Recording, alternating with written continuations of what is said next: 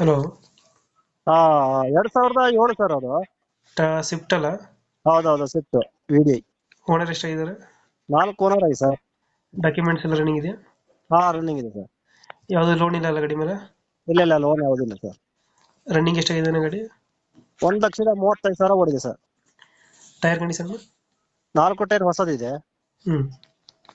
Music system ಇದೆ. ಅದು video ಏನ ಇದು? ಹಾ ವಿಡಿಯೋ ಸರ್. Diesel variant. ಹಾ ಇದೆ. 20 ಕೊಡುತ್ತಲ್ಲ ಮೈಲೇಜ್ ಗಾಡಿ?